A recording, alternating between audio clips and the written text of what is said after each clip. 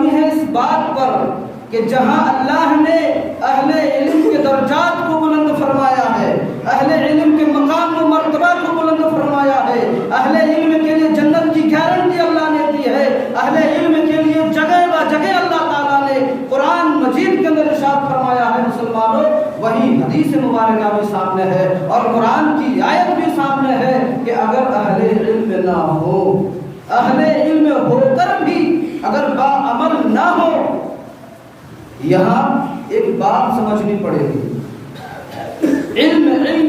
بات آتی ہے، علم سے مراد وہ لوگ نہیں ہیں جو عالم دین ہے، جو فضیلت فراغت کیے ہیں،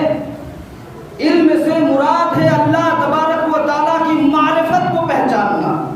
قرآن کی معرفت کو پہچاننا، حدیث کی معرفت کو پہچاننا، اس کی لائی ہوئی اور بھیجی ہوئی شریعت کے مطابق اپنی زندگی کو گزارنا۔ جو اللہ تبارک و تعالیٰ کا جتنا زیادہ ماننے والا ہوگا، جو قرآن کو جتنا زیادہ پڑھنے والا ہوگا، جو حدیث کو جتنا زیادہ سمجھنے والا ہوگا، وہ اہل علم ہوگا،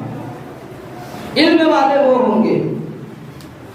نہیں تو علم تو رسین کے پاس بھی ہے، اہل علم تو روس والے بھی ہیں، اہل علم تو امریکہ والے بھی ہیں، اہل علم تو سپر پاور چائنا بھی ہے، اہل علم تو سعودی عرب کے چھوڑ کر اہل علم تو آپ افغانستان میں دیکھیں، اہل علم تو آپ ملک شام میں دیکھیں گے، اہل علم والے آپ جو پچھلے سیریا کے مسلمانوں کو دیکھیں گے، اہل علم جو پوری دنیا میں پاور حکومت کرتی ہے، جو زلزلے سے نیست و نابود کر دیا گیا ہے، وہ لوگ بھی تو اہل علم ہے لوگوں۔ لیکن اللہ تبارک و تعالیٰ نے ایسے لوگوں کے لیے دردناک عذاب کیوں بھیجا، درد علیم کیوں بھیجا، عذاب علیم کیوں بھیجا؟ کیونکہ وہ لوگ اصل معنوں میں وہ لوگ اہل علم نہیں۔ علم سے مراد قرآن کے ماننے والے، حدیث کے مطابق اپنی زندگی کو گزارنے والے۔ اللہ تبارک و تعالیٰ ارشاد فرماتا ہے کہ علم سے مراد وہ لوگ،